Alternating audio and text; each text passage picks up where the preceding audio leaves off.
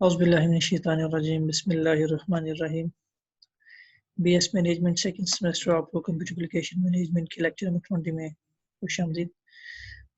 Last lecture में हमने computer network को समझा था और ये देखा था कि कंप्यूटर नेटवर्क कैसे बनता है, किस तरह से कंप्यूटर्स आपस में कनेक्ट होते हैं और फिर वो आपस में डेटा शेयर करते हैं और क्यों कनेक्ट होते हैं। मकसद उनका रिसोर्सेज को शेयर करना होता है।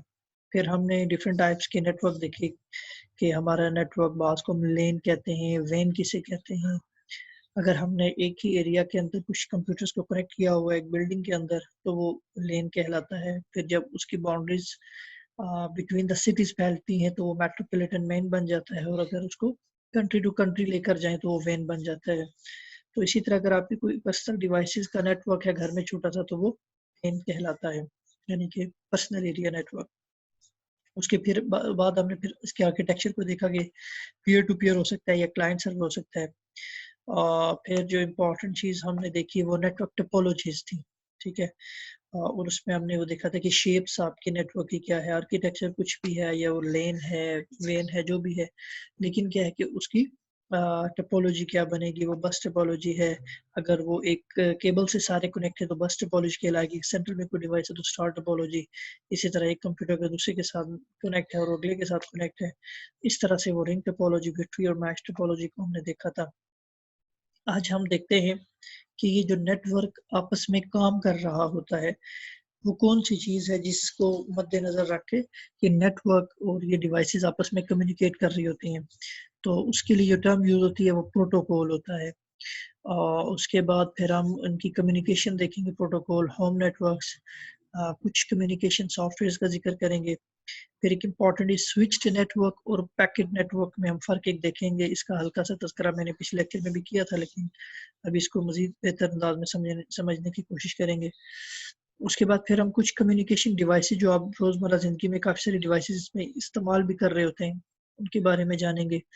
तो ये इस हवाले से भी आपके लिए ज़रूरी है कि आजकल चूँकि ये नेटवर्क का दौर है, आप कहीं पर भी जाएँगे तो इसका अगर आप एक दफ़ा इसको अच्छी तरह पढ़ लेंगे। मैंने शायद आपको पहले भी किसी एक लेक्चर में बताया था कि जिस तरह से आप अखबार पढ़ते हैं और आप मुख्तलिफ़ चीज़ों के बारे में नॉलेज गेन करते हैं, इसी तरह ये सब्जेक्ट भी आपने इसी तरह पढ़ना है कि मुख्तलिफ़ चीज़ों के बारे में आपने जानना है।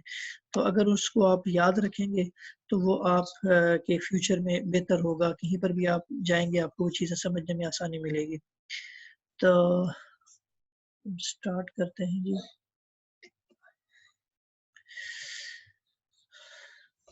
स्टार्ट करते हैं जी प्रोटोकॉल से। प्रोटोकॉल किसे कहते हैं? प्रोटोकॉल्स वो स्टैंडर्ड है जो नेटवर्क में कम्युनिकेशन के दौरान इस्तेमाल होता है मुख्तलिफ डिवाइसेस के दरमियान।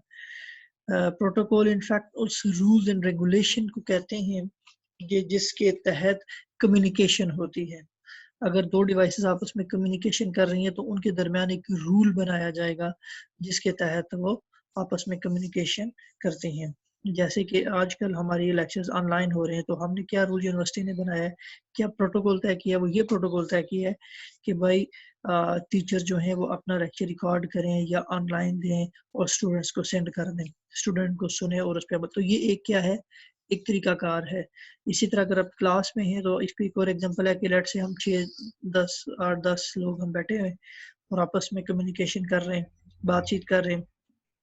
तो हम कोई एक चीज़, कोई एक ऑब्जेक्ट उठा लेते हैं, लेट से मार्कर है, तो कहते हैं कि जिसने वो मार्कर हर वक़्त ना घूमता रहेगा। जिसने भी बात करनी होगी तो वो क्या करेगा, उस मार्कर को अपने पास रख लेगा और वो बात करेगा। जब वो अपनी बात ख़त्म कर लेगा तो वो फिर मार्कर अगले बंदे को पहुँचा देगा। तो ये क्या किया हमने, कम्युनिकेशन के लिए एक प्रोटोकॉल बना लिया, एक तरीकाकार तय किया कर लिया। तो ये प्रोटोकॉल वो स्टैंडर्ड होता है नेटवर्क कम्युनिकेशन में डिफरेंट डिवाइसेस जो आपस में कनेक्टेड होती हैं। It represents an agreement between the communication devices जो होती हैं उनके दरमियान एक एग्रीमेंट को ये शो कर रहा है। Protocol defines what is communicated, क्या कम्युनिकेट होगा, कैसे कम्युनिकेट होगा और कब। तो ये जो चीज़ें होती हैं ये प्रोटोकॉल में हम ये तय करते हैं। तो प्रोटोकॉल क्या है, वो सेट ऑफ रूल्स हैं जिनकी मदद से डिफरेंट डिवाइसेस आपस में कम्युनिकेट करते हैं। अब फंक्शन प्रोटोकॉल के क्या होते हैं, तो इसके जो है ना 4 अहम काम होते हैं। जब भी 2 डिवाइसेस आपस में कम्युनिकेशन करेंगी तो उनके 4 अहम काम होंगे उसमें जो प्रोटोकॉल इस्तेमाल हो रहा है।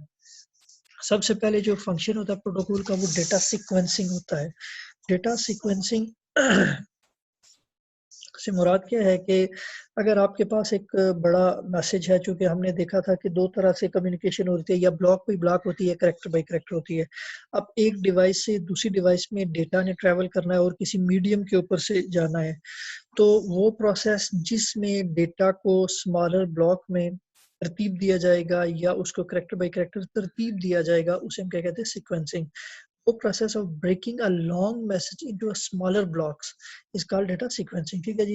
अब ये लॉन्ग मैसेज को छोटे छोटे पार्ट्स में डिवाइड करना और फिर उनकी तरतीब देना, उनको नंबरिंग देना और दूसरी साइड पे दोबारा से उसको ऑर्गेनाइज करवाना, ये क्या चीज कहलाती है जी, data sequencing. This technique reduce the amount of data that is retransmitted if an error is detected। तो उसमें क्या होता है कि आपने इसका मतलब ये है कि इस फायदा ये होगा कि आपने 10 चीजें भेजी, 10 ब्लॉक लेट से भेजे, और किसी एक ब्लॉक में अगर कोई एरर आ जाता है तो उस एरर को रिमूव किया जाता है सिर्फ उसी ब्लॉक के अंदर, सारे मैसेज को नहीं छोड़ा जाता। तो ये डेटा सीक्वेंसिंग है, एक तरीका कार होता है, एक फंक्शन होता है प्रोटोकॉल का, जिसमें बड़े मैसेजेस को छोटे छोटे ब्लॉक्स में कन्वर्ट किया जाता है। उसके बाद आ जाती है data routing. Data routing routing से मुराद ये है कि 2 डिवाइसेस के दरमियान जब कम्युनिकेशन हो रही है तो उसके लिए बेस्ट रूट का इंतखाब करना। यानी कि आप अगर यूँ देख लें कि लेट्स से आप अब घर घर में हैं या आप यूनिवर्सिटी से अड्डे पे जा रहे हैं, तो उसमें आपके पास 2-3 रूट्स हैं, बाईपास से भी जा सकते हैं, शहर से होके जा सकते हैं, ठीक है जी। तो इनमें से बेस्ट रूट का इंतखाब करना, ठीक है, वो प्रोसेस जिसके अंदर एफिशिएंट पाथ को फाइंड किया जाता है सोर्स से डेस्टिनेशन पे, तो ये क्या चीज़ कहलाती है, डेटा राउटिंग कहलाती है। और ये this technique increase the efficiency of data communication की एफिशिएंसी बढ़ाती है डेफिनेटली। अगर आपके पास अगर सेंडर के पास रिसीवर तक पहुंचने के लिए एक से ज़्यादा रूट्स हैं, तो वो उनमें अगर एक बेस्ट रूट का इंतखाब करते हैं तो इससे एफिशिएंसी इंक्रीज होगी। फिर इस प्रोटोकॉल में ये भी प्रोटोकॉल में चीज़ तय होती है कि सीक्वेंस करना उसका और फिर बेस्ट रूट का इंतखाब करना, ये फंक्शंस ऑफ प्रोटोकॉल्स हैं। फिर तीसरी चीज़ आ जाती है data flow. All computers not equally efficient in speed, ठीक है। जितने भी कंप्यूटर्स हैं नेटवर्क के ऊपर होते हैं, वो सब की एफिशिएंसी या स्पीड एक जैसी नहीं होती है। तो ये भी प्रोटोकॉल का काम होता है कि वो क्या करे, डेटा के फ्लो का जो प्रोसेस है उसको कंट्रोल करे, यानी कि अब वो सेंड कर रहा है और दूसरी साइड पे रिसीवर की वो कैपेसिटी नहीं है कि वो ज़्यादा रिसीव कर सके, तो ये भी प्रोटोकॉल में उसके फंक्शन में तय किया जाता है कि वो उसको अगर सेंडर जो है वो मसलन वो 100 एमबी पे भेज रहा है और जो रिसीवर है वो 10 एमबी पे काम कर रहा है, तो वो क्या करेगा, सेंडर भी उसके मुताबिक अपने आप को एडजस्ट करेगा और वो फिर 10 एमबी के मुताबिक चीज़ों को भेजेगा, ठीक है। और इसी तरह जो चौथा इसका फंक्शन होता है वो होता है error control. Error detecting and recovering is an important function होता है कम्युनिकेशन प्रोटोकॉल का। अगर कोई एरर आ जाता है कम्युनिकेशन के दौरान, तो उसको कंट्रोल करना ये भी प्रोटोकॉल में डिफाइन होता है और ये भी प्रोटोकॉल का एक अहम फंक्शन होता है। तो ये 4 इंपॉर्टेंट फंक्शन होते हैं किसी भी प्रोटोकॉल के लिए।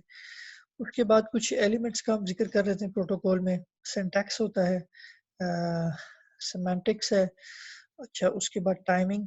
तो ये इसके 3 कुछ एलिमेंट्स आ जाते हैं। सिंटैक्स से मुराद ये है कि स्ट्रक्चर या format of a data. For example protocol में accepted the first 8 bit of a data as address of the sender. यानी कि इसमें क्या होता है कि सिंटैक्स जब आप कोई चीज़ भेजेंगे तो उसमें सेंडर का एड्रेस किस जगह पर होगा, रिसीवर का एड्रेस किस जगह पर होगा। तो यहाँ पर एग्जांपल दे रही है कि मसलन जब भी कोई डेटा भेजा जाएगा तो उसमें जो पहले 8 बिट होंगे वो सेंडर का एड्रेस उसमें रखा जाएगा कि फलां PC1 ने ये चीज़ भेजी है, तो PC1 का नाम इन जगहों पर आएगा। इसी तरह जो सेकंड 8 बिट्स होंगे उनके अंदर क्या होगा, रिसीविंग का नाम होगा और उसके बाद फिर बाकी चीज़ों में मैसेज होगा। तो ये सिंटैक्स से मुराद वो तरीकाकार है जिसमें वो लिखा जाता है। फिर सेमांटिक्स का मतलब ये होता है कि meaning of section of bits. It includes how should a particular pattern be interpreted and what action should be taken. कि कोई भी चीज़ जो भेजी जा रही है उसका क्या मीनिंग है, वो क्या पैटर्न का इंतखाब करेगा, अपने आप क्या पैटर्न अडॉप्ट करेगा, अच्छा किस चीज़ का क्या मतलब है, वो कैसे इंटरप्रेट किया जाएगा। इसी तरह एड्रेस में identify the route to be taken और final destination of the message.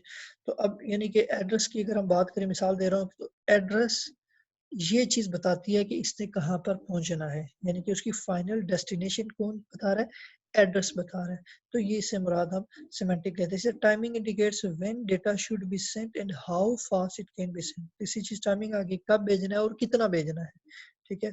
अब एक तरफ आप 100 MB भेज रहे हैं और अगले की जो स्पीड रिसीविंग कैपेसिटी है 1 MB है, तो वो फिर इस तरह से रिसीव नहीं होगा और डेटा आपका लॉस होगा। तो ये इसकी तीसरा एक एलिमेंट आ जाता है। अच्छा, अब हम जिक्र करते हैं कुछ ऐसे मशहूर प्रोटोकॉल्स का और कुछ नेटवर्क स्टैंडर्ड्स का, ठीक है। Communication protocols, how device in the network communicate. ये अभी हमने समझा कि प्रोटोकॉल, कम्युनिकेशन प्रोटोकॉल ये बताते हैं कि दो डिवाइसेस या नेटवर्क आपस में कैसे कम्युनिकेट करेंगे। The term standard refer to a set of criteria requirements that has been approved by the recognized standard. अब स्टैंडर्ड से मुराद क्या है कि वो अदारा या वो क्राइटेरिया या वो रिक्वायरमेंट जो एक ख़ास अदारे से अप्रूव्ड हो। मिसाल के तौर पर जब आप कोई कॉलेज वगैरह ओपन करना चाहें तो क्या होता है कि आपको निज़ामत से कुछ रिक्वायरमेंट्स हैं वो पूरी करना पड़ती हैं कि उसमें लैब होनी चाहिए, क्लासरूम इतने होने चाहिए, इस तो कुछ रिक्वायरमेंट्स है, तो ये क्या होता है, स्टैंडर्ड होता है। इसी तरह प्रोटोकॉल के लिए जो स्टैंडर्ड है वो अमेरिकन नेशनल स्टैंडर्ड इंस्टीट्यूट है, एनसीयू से कहते हैं, और IEEE। ये दो तरह के ऑर्गेनाइजेशंस हैं। जब भी कोई प्रोटोकॉल बनाया जाता है पहले इनको अप्रूव के लिए दिया जाता है कि देखिए क्या वो स्टैंडर्ड, वो रिक्वायरमेंट्स वो सारी पूरी कर रहा है। जब वो अप्रूव करती हैं तो फिर वो कम्युनिकेशन प्रोटोकॉल आप लॉन्च कर सकते हैं।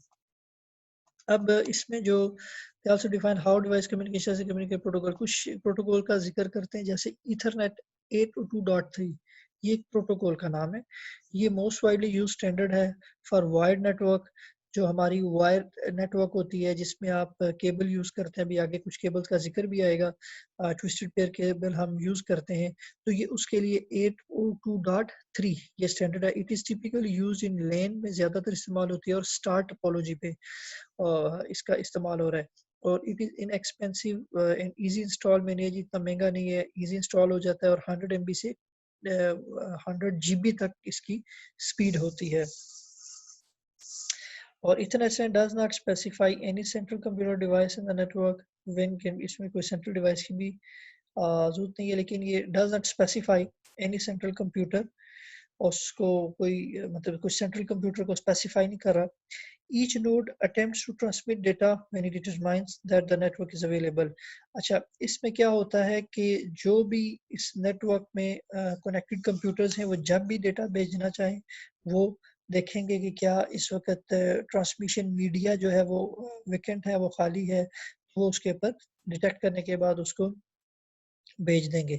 अगर कोलिजन हो जाता है, इफ टू कंप्यूटर्स एक ही वक्त में दो कंप्यूटर्स अगर उन्होंने दोनों ने डिटेक्ट किया, उनको दोनों को मीडिया खाली मिला, दोनों ने भेजा, तो फिर कोलिजन हो जाता है। तो उसके लिए एक मेथड होता है और उससे उस कोलिजन को बचाया जाता है।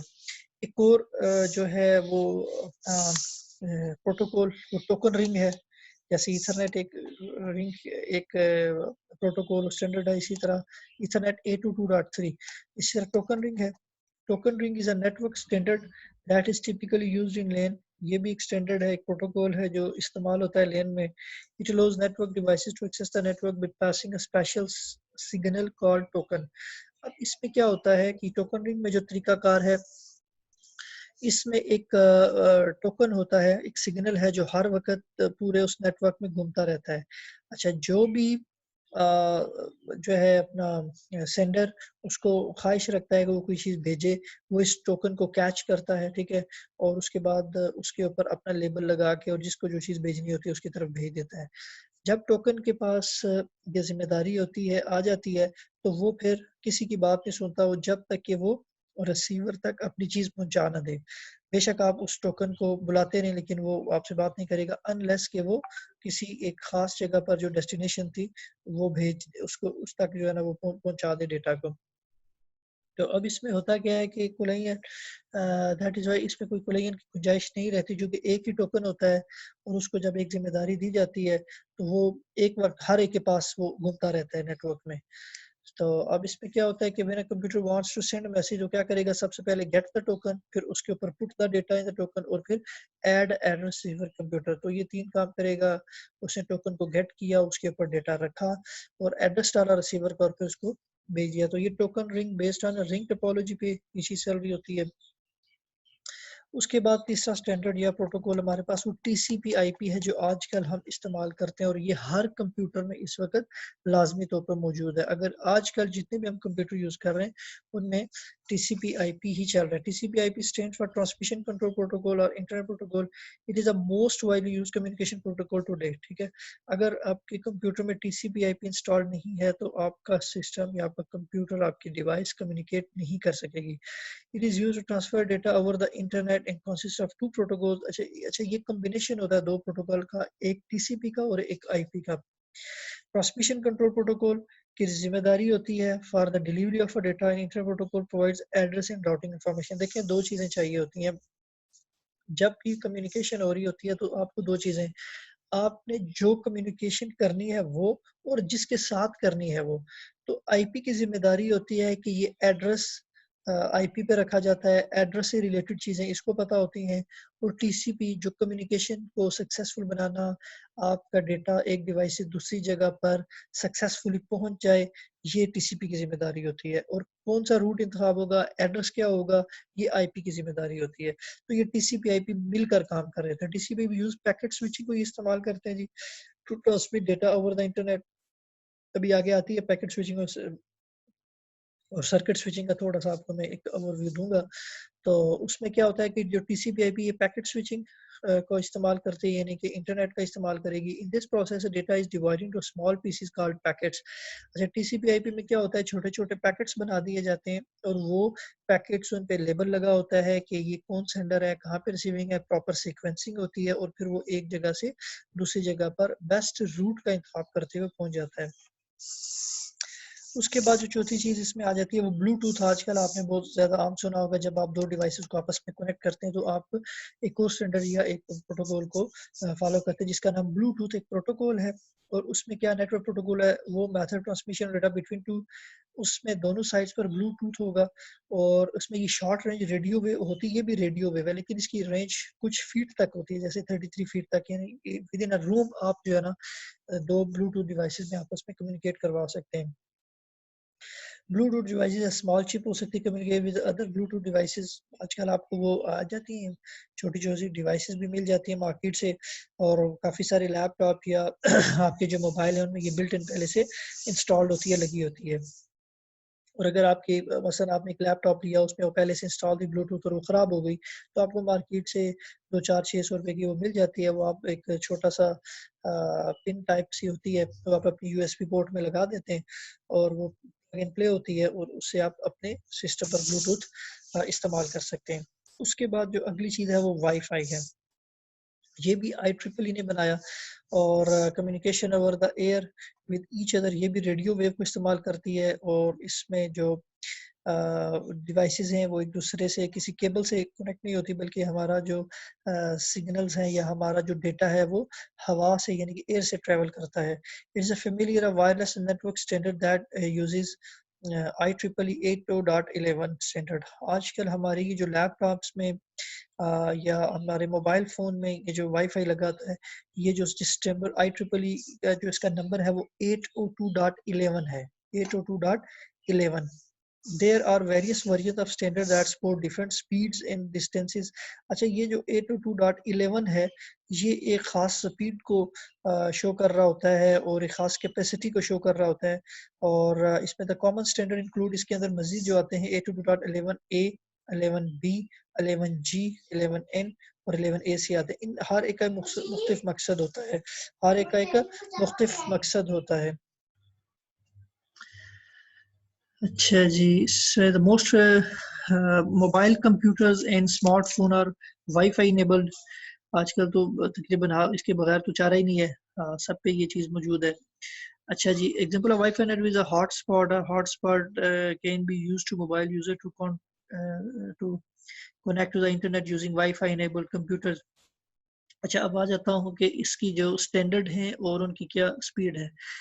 जो आप आमतौर पे मैंने आपको बताया A22.11, इसको मैं आपको बताता हूँ, ये आप चेक भी कर सकते हैं। अच्छा, इसको चेक करते हैं। यहाँ पे देखिएगा, अगर तो A22.11b है तो इट मीन्स कि इसकी 11 मेगाबिट पर सेकंड है। जी से मुराद 54 मेगाबिट पर सेकंड इसकी स्पीड होगी।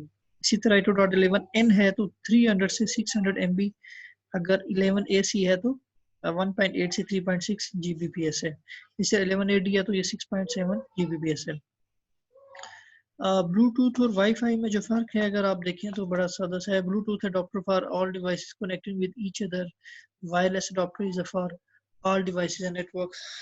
वायरलेस राउटर और वायरलेस एक्सेस पॉइंट चाहिए होता है जिसकी मदद से हम करते हैं, जबकि ब्लूटूथ डिवाइसेस आपने आपको पता है वो डायरेक्टली एक दूसरे से कनेक्ट हो जाती हैं, बीच में कोई सेंट्रल एपी नहीं चाहिए होता, एक्सेस पॉइंट नहीं चाहिए होता है। उसके अलावा जो है जी के स्पेसिफिकेशन ब्लूटूथ है कि SIG और इसका क्या है जी IEEE 822.11 है। तो ये Bluetooth SIG easy to use है, सिंपल टू यूज है जी। Hardware and software configuration requirement होती है जी, वाईफाई के लिए आपको कॉन्फ़िगर करना पड़ता है तब जाके होती है, जबकि ब्लूटूथ में वो जस्ट देखेगा जहाँ भी उसको ब्लूटूथ मिलता है वो आपस में दो डिवाइसेस कनेक्ट हो जाती हैं। तो प्राइमरी डिवाइसेस जो ब्लूटूथ की है वो मोबाइल फ़ोन और माउस वगैरह ये कीबोर्ड है, जबकि वाईफाई की जो प्राइमरी जो डिवाइसेस है वो नोटबुक में ज़्यादा इस्तेमाल होता है। रेंज इसकी 30 फीट है और इसकी 300 से 500 फीट तक है। और इसकी जो पावर कंजम्पशन ये लो है, हाई है। जो मेन इसमें जो चीज़ है ना, ब्लूटूथ पे कोई सेंट्रली डिवाइस नहीं चाहिए होती जिसकी मदद से हम, मसलन मेरे पास एक ब्लूटूथ है और मैं दूसरे ब्लूटूथ से डायरेक्टली कनेक्ट हो जाऊंगा। तो जबकि दूसरी तरफ वाईफाई से इस तरह की कनेक्टिविटी डायरेक्ट हम नहीं करते, बल्कि वो एक एक्सेस पॉइंट के थ्रू, एपी के थ्रू हम करते हैं।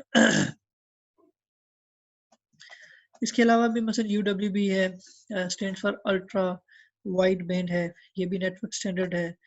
IRD कुछ ये काफ़ी सारे इसमें दिए गए जो इम्पोर्टेंट थे वो मैंने आपसे डिस्कस किए। आगे चलते हैं जी।